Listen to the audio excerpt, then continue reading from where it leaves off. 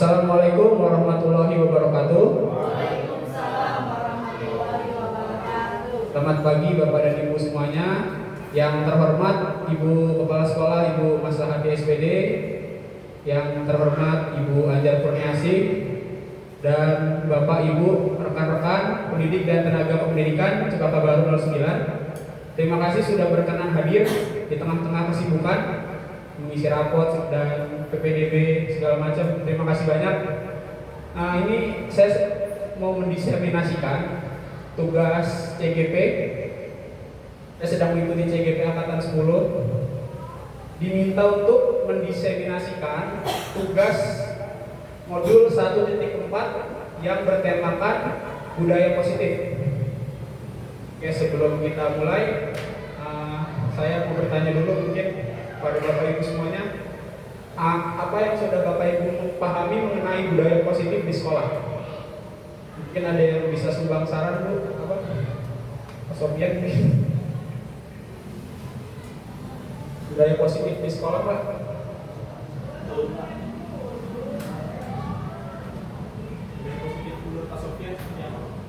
Menurut saya ada tradisi atau adat istiadat yang ada di sekolah yang sesuai aturan yang sudah diberlakukan di lingkungan sekolah.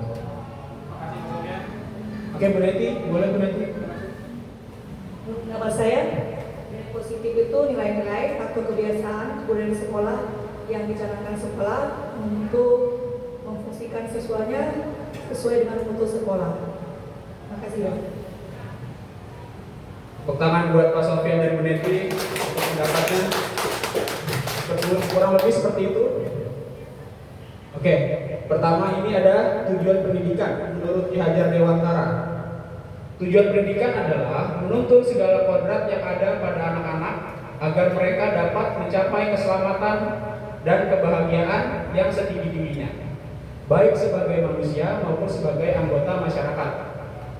Oleh sebab itu, pendidik itu hanya dapat menuntun tumbuh atau hidupnya kekuatan kodrat yang ada pada anak-anak agar dapat memperbaiki lakunya, bukan dasarnya hidup dan tumbuhnya kekuatan kodrat anak. Jadi, menurut saya, setiap anak ini sudah memiliki kodratnya masing-masing. Walaupun kita mau mengarah seperti apa, emang dasar anak seperti itu susah. Jadi, kita hanya bisa memberikan ini yang benar, ini yang salah. Tapi kita nggak bisa memaksa anak itu. Yang saya tangkap dari tujuan pendidikan Ki Hajar Dewantara ini. Lanjut. Oke, Bapak Ibu, sebelum kita lanjut, saya ada ice breaking dulu deh. Ya, biar suasananya lebih cair. Karena tema kita budaya positif, saya ada ice breaking.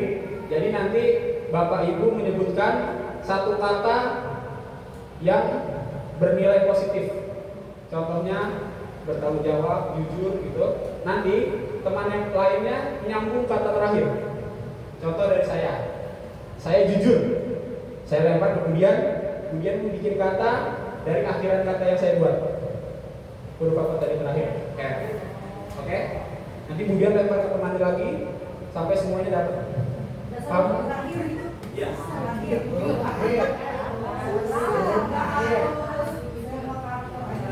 Enggak. Huruf terakhir biar mikir.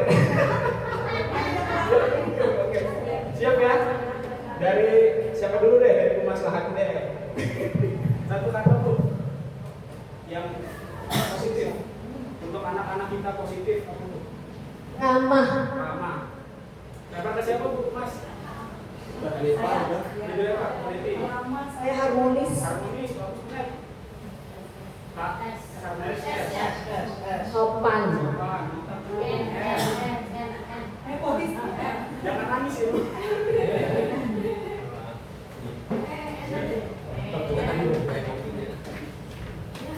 Mikir nih. Anh Đồng Kalau nggak bisa catat Bu, kalau bisa Pas gitu Pak. Pas Pas. Terus lu aku pas. Yang pagi yang Yang tapi gua nggak banyak mikir. Yang warna kabelnya mana? Apaan ya? N. Nasionalis.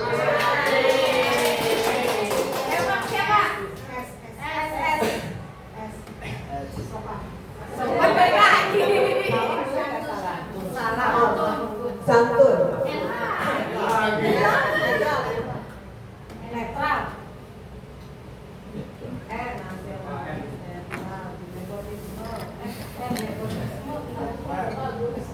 Sudah kan itu semua. Netral bisa. Yang menurut Bapak Ibu positif. Nggak ada salah, nggak ada.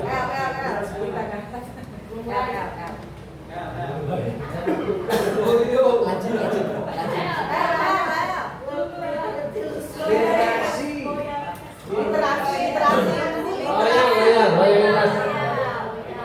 Loyalitas, loyal aja ya. Literasi kan.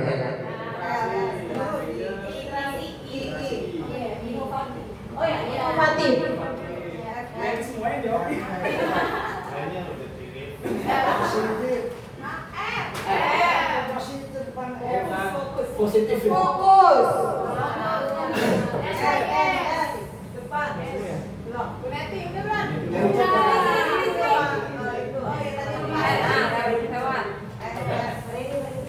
Santun. Sukses. Sama.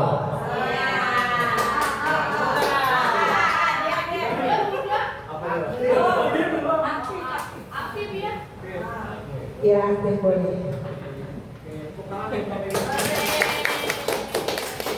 Tadi ya sedikit Bu, maaf dikit-dikit. Hah? Itu sudah Pak Haji ya. Pak teman-teman nih, kalau Pak Haji habis presentasi, kita kasih penghargaan ya. Lihatnya kalau misalnya bilang, dikasih apa? Lihatnya, dikasih W, kasih O, kasih O. Kasih W, kasih O, kasih O. W ya? Wow, keren. Wow, keren. Bisa kan semuanya? Oke, terima kasih Bu Neti. Kita lanjut lagi ya. Budaya positif. Budaya positif di sekolah yaitu nilai dan kebiasaan di sekolah yang berpihak pada murid agar mereka dapat berkembang menjadi pribadi yang kritis, penuh hormat dan bertanggung jawab sesuai dengan profil pelajar Pancasila. Lanjut. Ini konsep utama yang akan dibahas pada modul ini Bu, Bapak Ibu. Yang pertama ada perubahan paradigma belajar, yang kedua disiplin positif, yang ketiga kebutuhan dasar manusia, yang keempat motivasi perilaku manusia, restitusi, posisi kontrol guru, keyakinan kelas, lalu yang terakhir segitiga restitusi.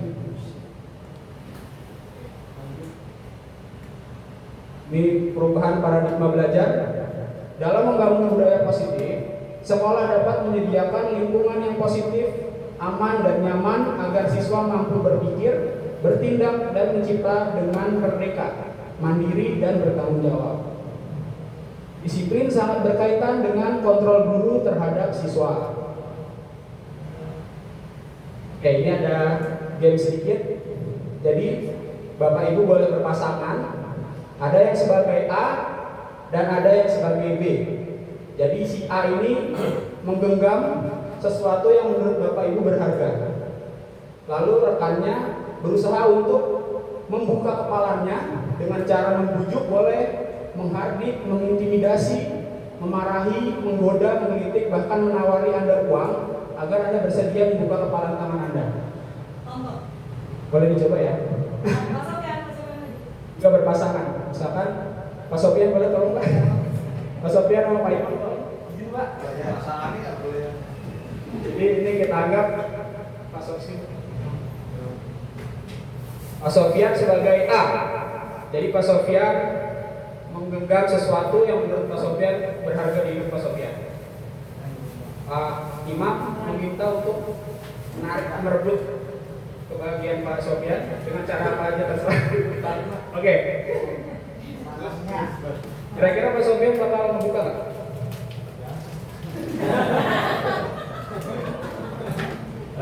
Belum tentu juga kalau ini privasi ya kan, atau hak prerogatif. Ini sesuai ini. Dari proses ini Pak Imam menilai seperti apa Pak? Dari proses Pak Sofyan tadi menghafal, Pak Imam mencoba merebut, tapi Pak Sofyan nggak mau. Apa yang pelajaran Pak Sofyan ambil? Pak Imam ambil? Mungkin dari cara yang berbeda atau mendapatkan hasil yang berbeda juga. Terima kasih, tepuk tangan Bu buat Bapak Sofyan.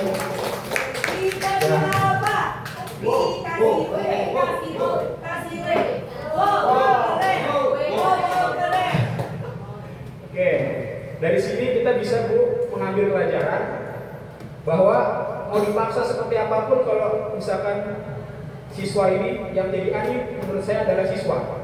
Jadi kalau si siswa ini udah mempunyai pandangan pikiran mau kita apain begitu sulit Bu, maksudnya untuk berubah, karena itu sudah menjadi kodratnya, ya, kodratnya dia. Mungkin yang saya ambil dari pelajaran ini adalah motivasi itu dari dalam diri, motivasi intrinsik. Jadi bukan motivasi berdasarkan orang lain gitu ya. Oke, ini miskonsepsi mengenai paradigma belajar kita. Jadi dulu kita berpikir bahwa guru dapat mengontrol murid. Pada modul ini menurut William Glaser ya, yaitu ahli psikologis dari Amerika, bahwa guru mengontrol murid itu masih mungkin menurut dia itu tidak benar. Terus ilusi bahwa semua penguatan positif efektif dan bermanfaat. Yang ketiga, ilusi bahwa kritik dan membuat orang merasa bersalah dapat menguatkan karakter. Yang keempat, ilusi bahwa orang dewasa memiliki hak untuk memaksa. Ini menurut Dr. William Glaser kesalahan yang mungkin selama ini saya atau teman-teman. Oke, lanjut. Lalu yang tema kedua, disiplin positif. Oke, Budian. Apa itu menurut Budian disiplin?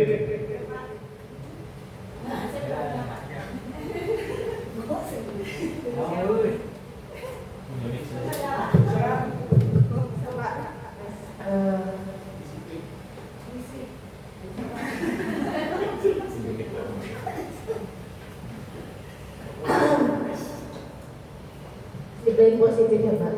Disiplin positif itu seperti kita disiplin itu adalah kita mengajarkan kepada anak kita untuk berperilaku yang mencerminkan kalau kita itu menunjukkan karakter yang baik, dengan karakter yang positif juga misalnya kayak gitu ya. Jadinya untuk membentuk karakter juga Pak sebenarnya untuk kita menanamkan disiplin kepada anak gitu.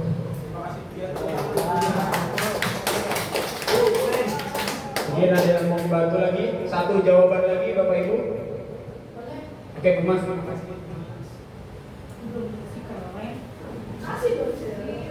Disiplin itu adalah saat ingin mematuhi, patuh, taat terhadap berlaku.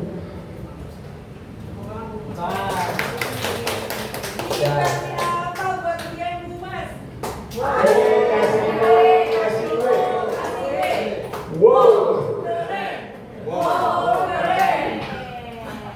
Oke. Ya.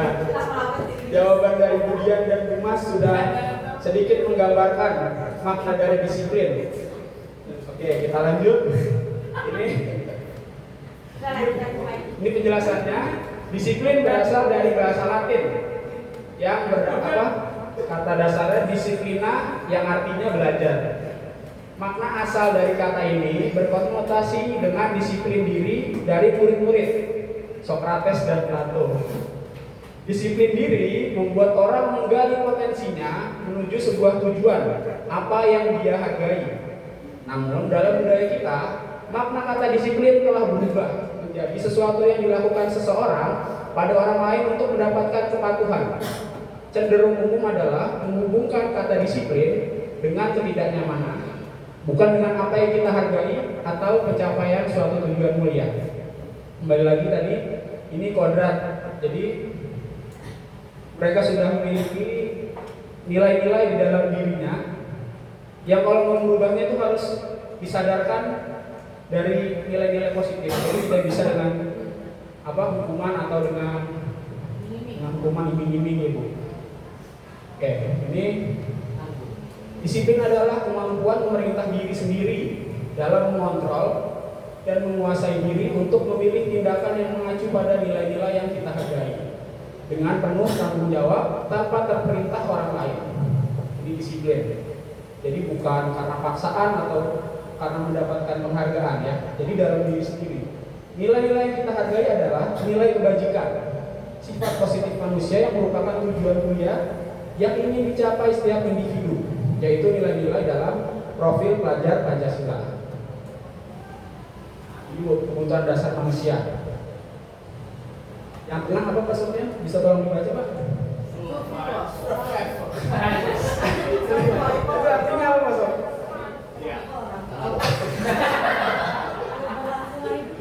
Survival itu keberlanjutan hidup, benar berarti. Terima kasih. Kemudian love and belonging, cinta kasih diterima atau ingin diterima. Penguasaan, kesenangan, kebiasaan. Mungkin kalau murid-murid kita terlihat nakal Bu, mungkin dari lima ini ada yang tidak terpenuhi di rumahnya atau di lingkungannya. Jadi realitas kebutuhan setiap orang berbeda. Kita harus berusaha memahami pandangan orang lain tentang dunia. Setiap orang memiliki gambaran yang berbeda. Oke, kasus satu Ibu, kita bilang ya, tadi jawab lagi. Buria guru kelas 6, Ibu Anjar guru kelas 6 di Cempaka Baru 09 sedang bingung menghadapi ulas salah satu murid di kelas bernama Agus. Ini angkatan berapa nih Agus?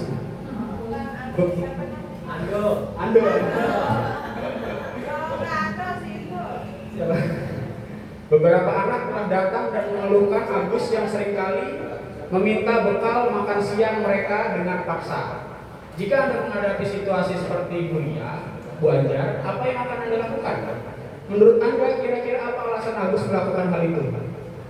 Kira-kira kasus Agus ini Bu, dari 5 kebutuhan dasar tadi, apa yang tidak terpenuhi?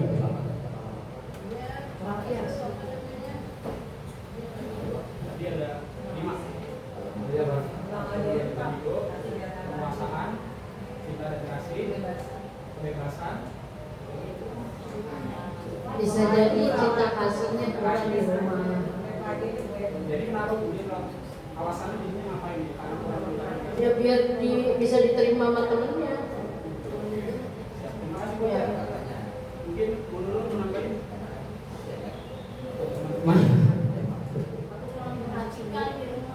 Oh berarti cinta dan kasih ya. Oke, bagus banget, terima kasih. Oke, lanjut lagi. Kita lihat di sini. Nah, dalam konteks penerapan disiplin positif, Buria sebaiknya mencari tahu alasan Agus melakukan tindakan tersebut agar mengetahui kebutuhan mana yang sedang berusaha dipenuhi oleh Agus. Yang pertama, berkelanjutan hidup, survival. Agus lapar dan orang tuanya tidak membawakan bekal makan siang.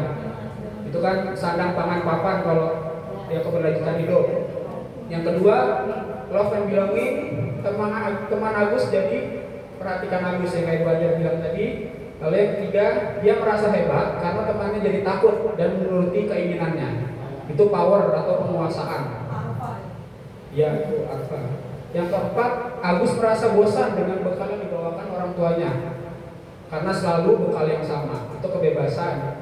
Yang terakhir, Agus hanya iseng dan dia menikmati ekspresi wajah temannya yang kesal.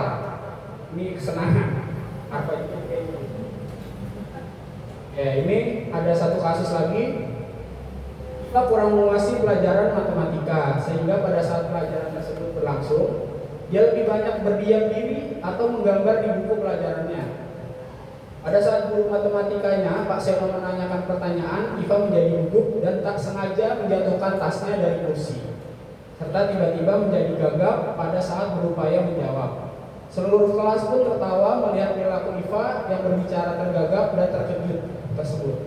Pak Seno pada saat itu membiarkan teman-teman Iva menertawakan Iva yang tergagap dan malu luar biasa, dan malahan minta Iva untuk maju ke depan dan berdiri di depan kelas sambil menunjuk hidungnya. karena tidak bisa menjawab pertanyaan Pak Seno.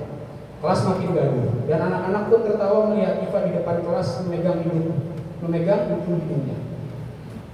Yang pertama, apakah Anda setuju dengan tindakan Pak Seno terhadap Iva? Lalu mengapa? Tidak setuju karena membuat anak makin tidak pede. Boleh? Tidak setuju karena membuat anak tidak makin percaya diri. Oke, jawaban Bu Ana, tidak setuju karena membuat anak makin tidak percaya diri. Mungkin Pak Deki? Ya, tidak setuju. Alasannya Pak? Karena buat anak jadi trauma anak Koma ya? Psikis ya? Ya, psikis. Psikisnya ya? Oke, benar. Lalu yang kedua, menurut Anda tindakan Pak Seno terhadap Iva adalah sebuah hukuman atau konsekuensi? Mengapa? Hukuman atau konsekuensi Bu yang dilakukan Pak Seno? Hukuman ya? Kenapa hukuman?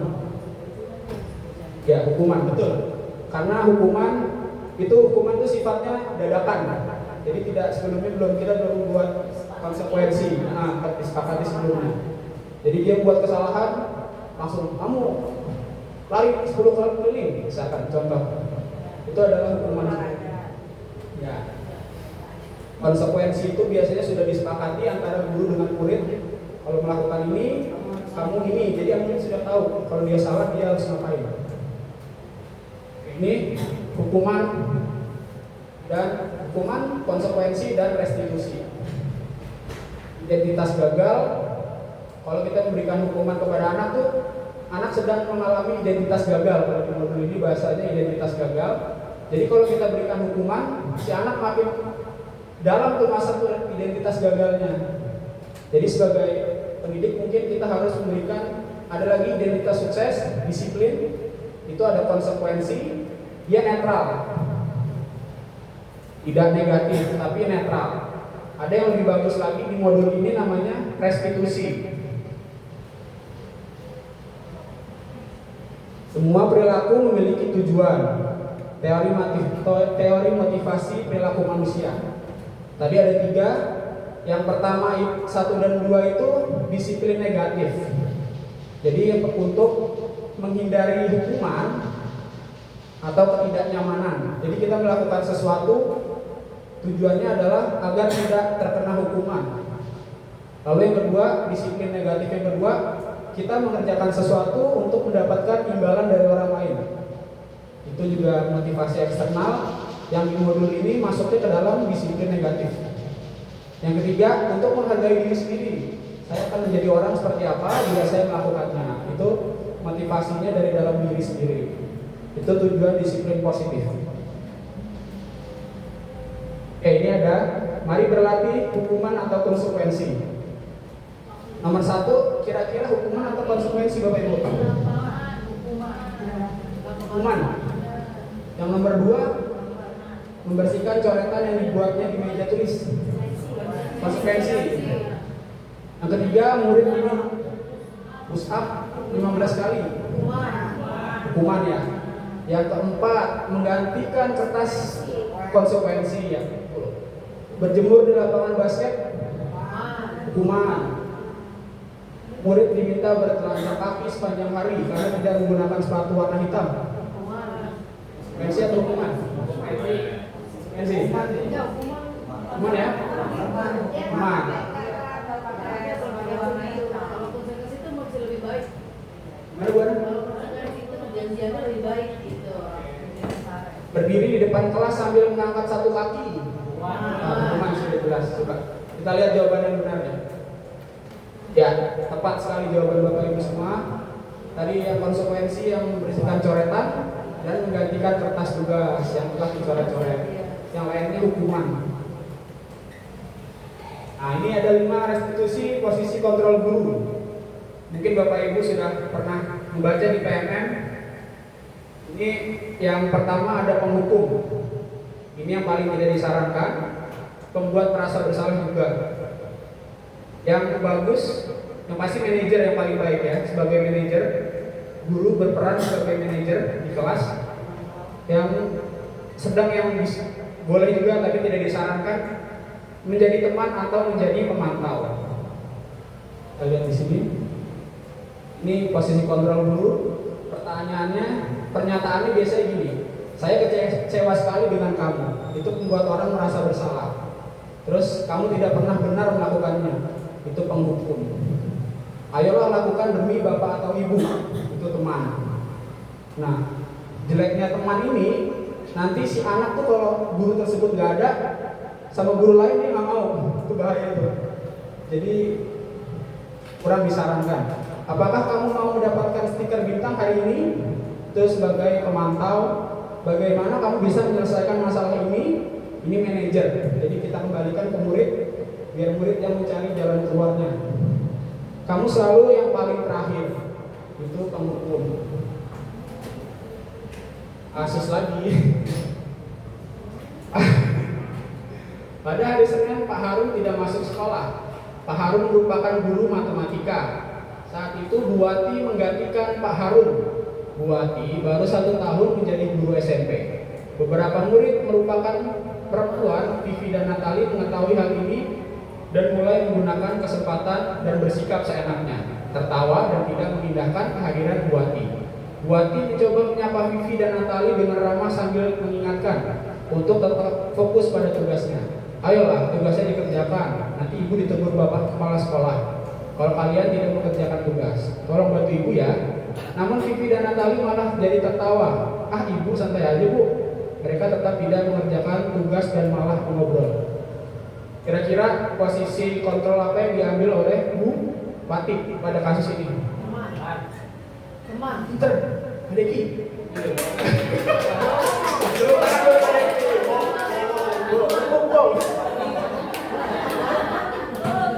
Adeki itu kayak orang cuek tapi dia tuh memperhatikan sebenarnya.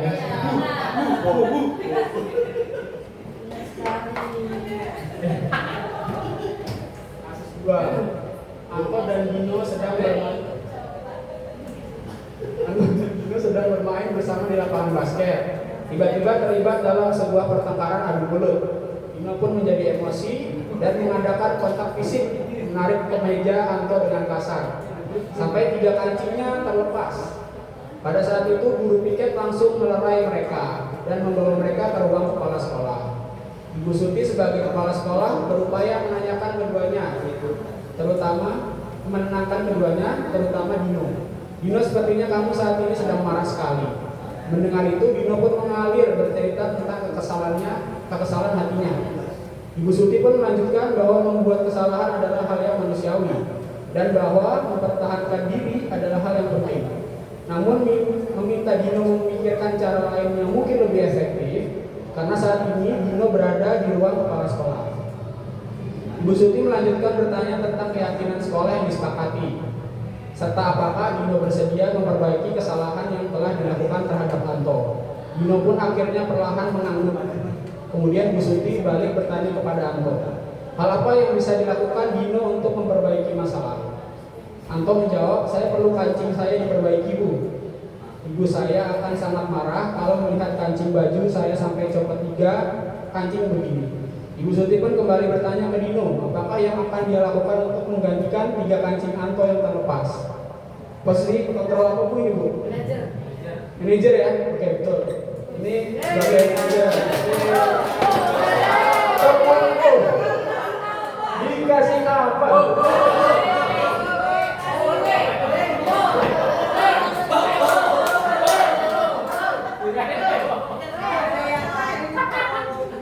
Nah, ini posisi kontrol.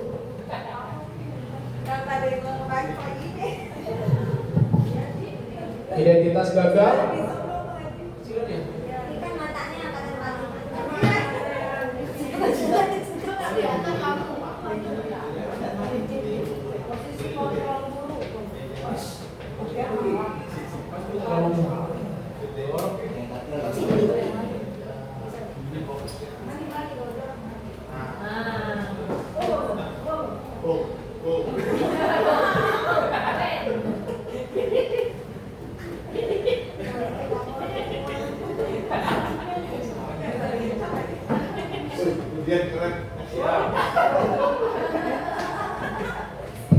Oke, ini Bu tadi posisi kontrol guru. Kalau kontrol identitas gagal itu kalau kita melakukan sebagai penghukum atau pembuat rasa bersalah. Itu jadi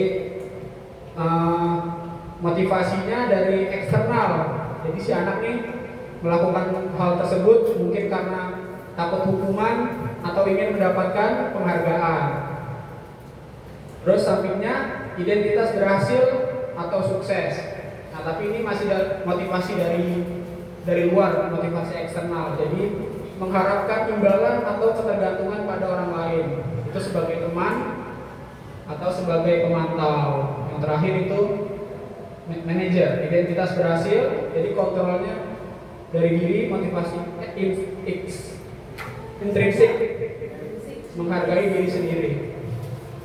Ini banyak sekali yang bisa dibaca. Yang keenam nih, membuat keyakinan kelas. Keyakinan kelas ini mungkin biasanya kita dengarnya peraturan kelas, kesepakatan kelas itu.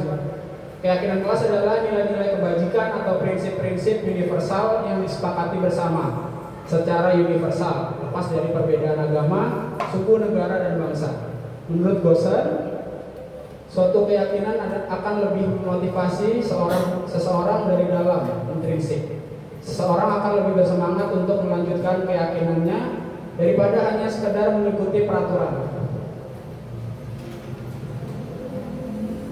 Ini budaya positif bisa dimulai pertama dari peraturan kelas. Kemudian kita buat keyakinan kelas, kemudian lebih luas lagi lingkungan positif, dan akan tercipta budaya positif. Oke, ini contohnya keyakinan kelas atau nilai kebajikan yang dituju. Dulu kita sering bikinnya selalu kembalikan buku ke tempatnya. Itu kalau kita masuk ke nilai-nilai kebajikan, masuknya ke tanggung jawab. Iya, jadi bisa di dalam kelas dibikin tanggung jawab, gitu kan. Terus dilarang mengganggu orang lain, menghormati orang lain dan diri sendiri, hadir di sekolah 15 menit sebelum pembelajaran dimulai, menghormati orang lain, komitmen pada tujuan, dilarang melakukan kekerasan, diganti menjadi keselamatan, menghormati orang lain, dilarang menggunakan narkoba, kesehatan, bergantian atau menunggu giliran, menghormati orang lain atau kesabaran, gunakan masker, menjaga kesehatan, keselamatan, jangan berlari di kelas atau koridor, menjaga keselamatan, keamanan. Ini cara proses pembentukan keyakinan kelas. Keyakinan kelas bersifat lebih abstrak daripada peraturan, yang lebih rinci dan konkret. Keyakinan kelas berupa pernyataan universal. Yang ketiga, pernyataan keyakinan kelas dibuat dalam bentuk positif. Jangan dilarang, tidak boleh, dirubah menjadi kata-kata positif, bentuk positif. Keyakinan kelas hendaknya tidak terlalu banyak sehingga mudah diingat dan dipahami. Keyakinan kelas sebaiknya sesuatu yang dapat diterapkan di lingkungan tersebut. Semua warga kelas ikut berkontribusi dalam pembuatan keyakinan kelas lewat kegiatan curah pendapat. Jadi tidak hanya murid, gurunya pun harus mengikuti keyakinan kelas yang telah dibuat. Lalu yang terakhir, bersedia meninjau kembali keyakinan kelas dari waktu ke waktu. Yang terakhir ini segitiga restitusi. Ini menurut saya keren banget ini segitiga restitusi. Tapi emang prosesnya bakal panjang. Kalau setiap anak kalau buat kesalahan kita lakukan segitiga restitusi ini bakal lama sekali waktunya. Jadi segitiga restitusi ada yang sudah pernah dengar belum Bapak Ibu sebelumnya? Segitiga restitusi.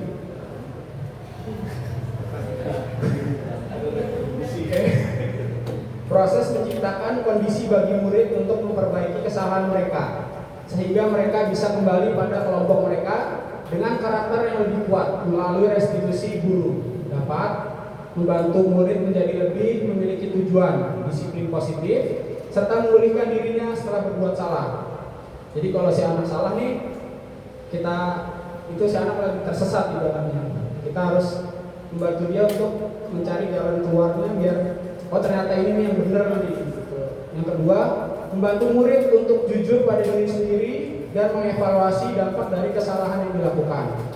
Yang ketiga, memberikan penawaran bukan paksaan. Dari proses segitiga restitusi itu, kenapa disebut segitiga? Ya karena bentuknya segitiga.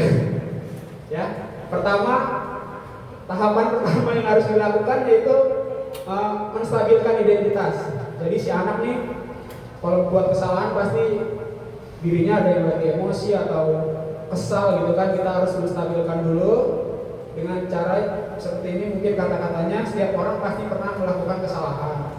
Terus kamu bukan satu-satunya yang pernah melakukan ini. Setelah menstabilkan identitas, yang kedua kita validasi tindakan yang salah. Kata-katanya bisa berupa, kamu tentu punya alasan mengapa melakukan itu. Adakah cara yang lebih efektif untuk mendapatkan apa yang kamu butuhkan? Lalu yang terakhir menanyakan keyakinannya, keyakinan dirinya, keyakinan yang telah disepakati, nilai-nilai apa yang telah kita sepakati. Kamu ingin menjadi orang yang seperti apa? Ada 3. Ini tahapan segitiga restitusi tadi, menstabilkan identitas. Bisa dengan kata-kata berikut, berbuat salah itu tidak apa, tidak ada manusia yang sempurna. Saya juga pernah melakukan kesalahan seperti itu. Kita bisa menyelesaikan ini. Bapak atau ibu tidak tertarik mencari siapa yang salah, tapi bapak atau ibu ingin mencari solusi dari permasalahan ini. Kamu berhak merasa begitu. Tapi kemarin pas saya diskusi sama guru-guru SMA gitu, mereka berpandangan kalau segitiga restitusi ini sulit diterapkan pada kasus-kasus yang berat. Contoh narkoba gitu Pak, katanya sangat sulit. Itu harus pakai cara militer kan. Jadi ini bukan salah satu cara, bukan satu-satunya cara, tetapi salah satu sebagai pilihan aja. Lalu yang kedua, validasi tindakan yang salah. Kamu pasti punya alasan mengapa melakukan hal itu. Kamu patut bangga pada dirimu sendiri karena kamu telah melindungi sesuatu yang penting buatmu. Dan menanyakan keyakinan, apa yang kita percaya sebagai kelas atau keluarga. Apa nilai-nilai umum yang kita telah sepakati? Apa bayangan kita tentang kelas yang ideal? Kamu mau menjadi orang yang seperti apa? Oke, terima kasih Bapak Ibu. Mungkin kalau ada yang mau bertanya atau memberikan masukan, dipersilakan. Dikasih wow. Dikasih apa? Dikasih W, dikasih O, dikasih W. Wow, keren. Wow, keren.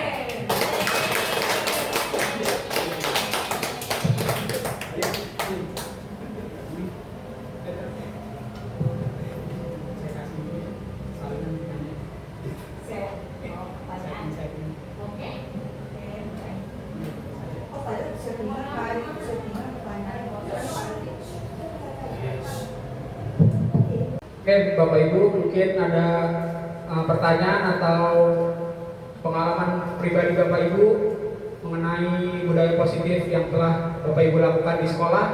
Boleh Bu berbagi? Kan Bapak Ibu sudah mengajar sangat senior, luar biasa guru-guru saya semua. Mungkin Bu Mas atau mau berbagi pengalaman Bu? Ada Eki ya? Ada Eki? Tanya.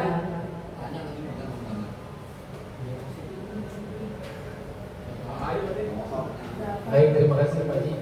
Saya mau bertanya, kasus real ya, di kelas saya ada murid yaitu kurang disiplin gitu. Nah, kurang disiplin. Cuma ketika ditegur sama temannya, dia nggak mau. Jadi seolah itu dihardik. Nah, kemudian nggak bisa sama orang tuanya. Seolah itu dihardik, padahal itu adalah kesepakatan kelas, ya kan? Kesepakatan, sorry. Nah, gimana tuh menurut Pak Haji supaya permasalahannya adalah si anaknya itu baper gitu. Jadi nggak mau ditegur sama teman-temannya, karena itu kan seputar kelas. Jangan maju untuk kira-kira seperti apa itu Pak? Karena itu lanjutnya ke orang tua itu. Makasih Pak Haji. Oke, mungkin saya berusaha menjawab Pak Deki. Terus Bapak Ibu mungkin kalau mau menambahkan dipersilahkan. Kalau menurut saya itu berarti ada 5 kebutuhan dasar si anak ini yang tidak terpenuhi, Pak. Mungkin si anak ini di rumahnya dimanja atau seperti apa, jadi saat di sekolah dia jadi seperti itu, kayak baperan gitu. Jadi tugas guru mungkin ngobrol dengan si anak, menggunakan tadi segitiga restitusi itu, dengan anak yang melakukan pembulian tadi, didudukin bareng, ditanya keyakinannya seperti apa, terus biar si anak ini tidak melakukan pembulian lagi. Tetap walaupun si anak ini baper, tapi kan pembulian memang tidak diperbolehkan gitu kan. Jadi mungkin ngasih apa namanya sepakati, nah yang akan sepakati kerja sama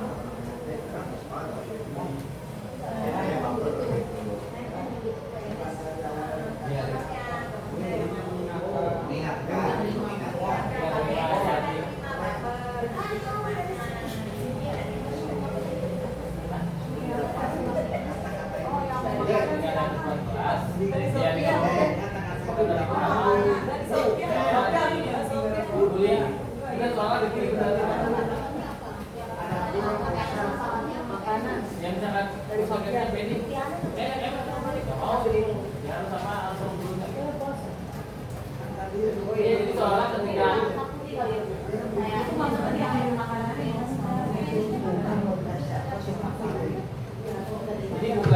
jadi benar, jadi ketika kan kalau kesempatan kelas itu Pak Haji, jadi kalau kesempatan itu ketika ada satu orang melakukan kesalahan, otomatis yang lainnya kamu begini gitu kan, hukuman kan. Nah, si siswa ini nggak mau ketika yang nyuruhnya tuh temannya gitu. Nah, seolah dibully lah.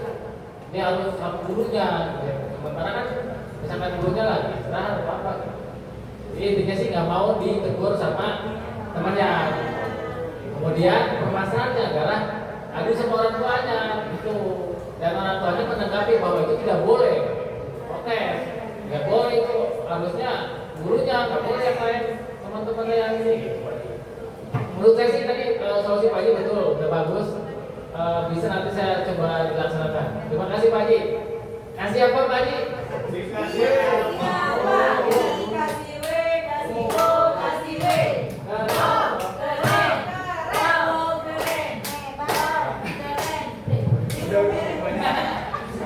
Oke, Bu Mas, tambahkan Bu Mas, silakan.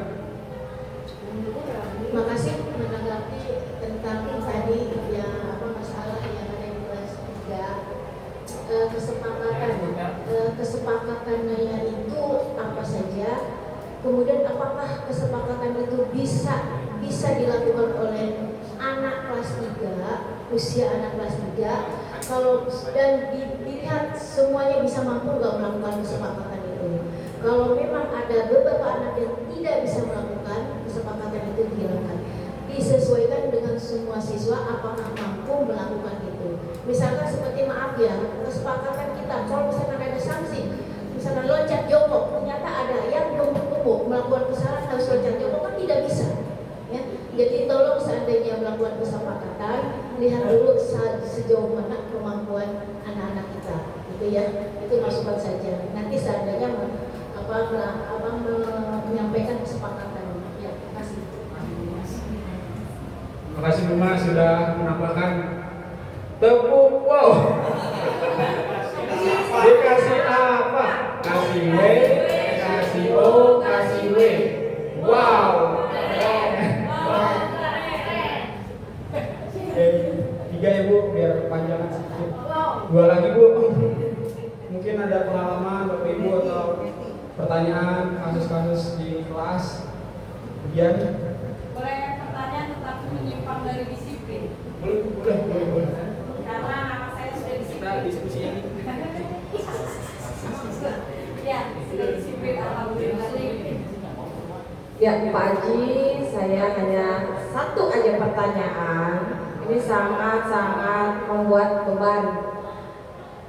Mengapa pada saat ini yang Merdeka Belajar, siswa tidak boleh tinggal kelas? Padahal saya saat ini ada satu anak yang benar-benar pengen saya tinggal. Tapi ada surat. Bisa tidak anak tersebut dinyatakan anak tersebut boleh di inklusi atau anak berkebutuhan khusus? Karena kita masuk ke penilaian mutu juga, rapat mutu. Kalau ada anak yang kurang, penilaian kita juga akan berkurang.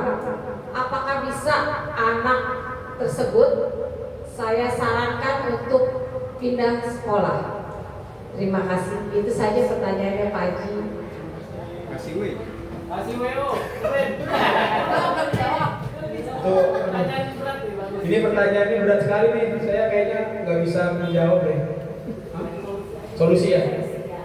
Mungkin bisa ditambahkan dengan Mas Rati atau Bu Anjar selaku pimpinan. Kalau Merdeka Belajar tidak boleh naik kelas. Tidak boleh tidak naik kelas.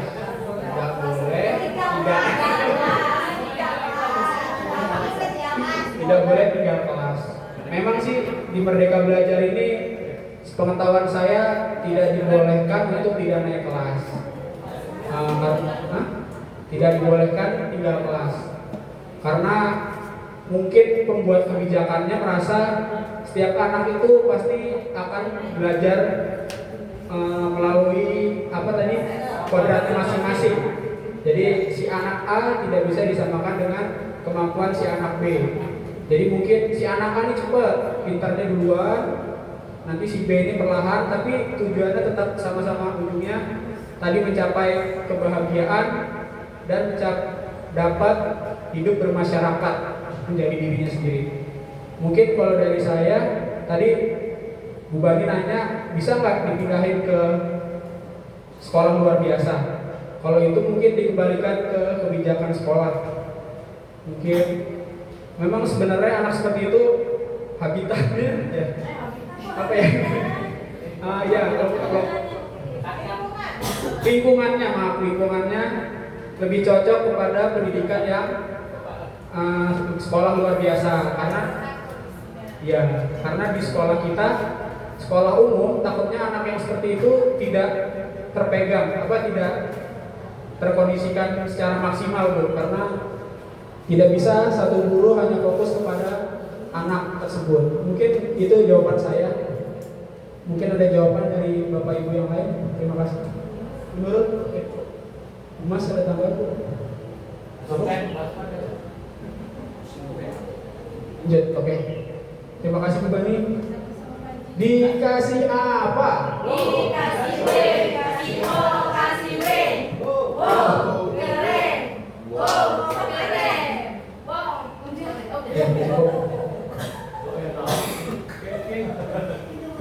Satu lagi Bapak Ibu, habis itu kita tutup. Ada Amani, dia Babe luar biasa. Guru senior Pak, wakili Pak, guru senior. Ayo Pak, terima kasih.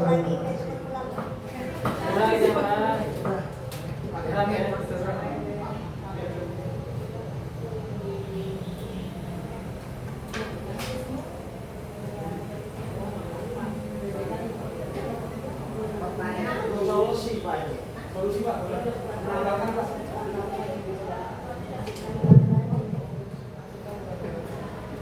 Untuk solusi yang Pak Deki tadi,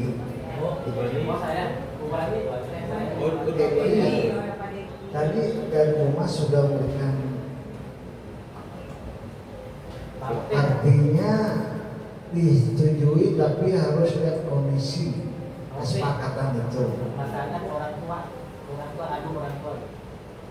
Untuk orang tua kita pelajari dahulu kondisi lingkungan rumah tersebut, apakah orang tua yang bergaul dengan tetangga atau anak yang tidak bergaul bisa terjadi baper, mudah tersinggung, kan namanya orang kurang bergaul, kurang menimba pengalaman. Jadi hal itu kita harus pelajari. Kemudian kesepakatan itu apa yang dikatakan jelas benar. Jangan anak suruh lompat, jalan bebek suruh lompat. Sementara kondisi ada anak yang gemuk kan. Tapi kesepakatan ini kan kalau dari permasalahan yang ada sebetulnya dari bapak anak ini itu kembali bergaul atau tidak di lingkungan rumahnya, baik anak maupun orang tua. Itu saran saya sebaiknya pelajari dahulu. Terima kasih.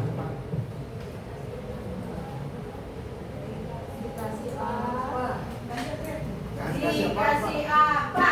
Dikasih W, kasih O, kasih W. Wow, keren. Wow, keren.